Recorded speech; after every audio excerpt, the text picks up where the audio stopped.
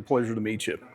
Thank you. So, as a 22-year veteran of law enforcement, I'm interested in how you might advise other law enforcement of implementing MMA and wrestling, for that matter, into law enforcement training, with the caveat of we really can't throw strikes. I just want to get your take and your opinion. Yeah, I appreciate that. And, certainly, I've spent, over, I guess, a quarter of a century training law enforcement and military, and have had the honor of doing that. And yeah, depending on the job, you know what I mean? So, of course, a lot of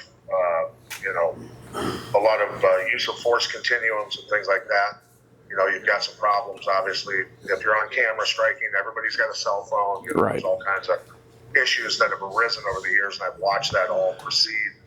Cause a lot of problems for you guys, to be honest with you, because you're always worried, stressed about, lawsuits and things like that, which shouldn't be the situation. But nonetheless, the fundamentals of self-defense and how to control another human's body really haven't changed that much. There's a lot of, say, for instance, people in grappling who think they're inventing techniques. That they're not inventing anything; they're rediscovering, right? Right.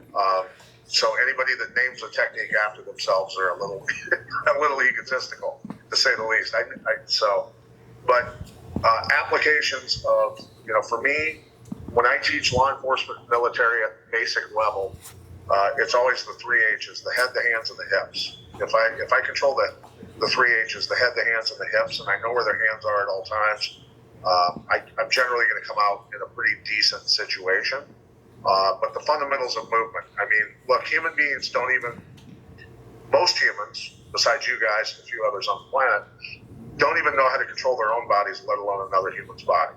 That's why we see a lot of officers injured on the job, because they can't even control themselves. So it ends up in what they call a pig pile, right? Right. You know the term. Yep. So super important to do fundamentals of movement, mechanics, things like that.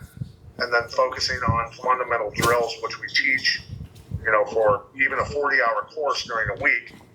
They can break down the entire week in a 5-minute drill, from standing to ground to back on their feet to prone position to all those different situations, getting out of bad situations, all of it. So it's all about fundamentals, though. It always will be, right? And so, controlling the three H's, though, is super important. And, of course, the situational awareness, we know that a lot of problems arise. The guy that's almost off work, almost off his shift, got to go pick up his kid from school, whatever it might be that's distracting him, and boom, things go to shit, right? Right.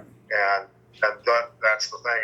And I think a lot of folks in that world think that having a badge and a gun will protect them. And we just know it's a very hostile world out there.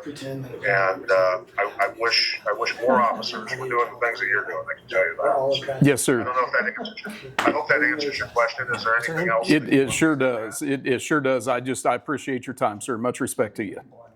Thank you. Thank you.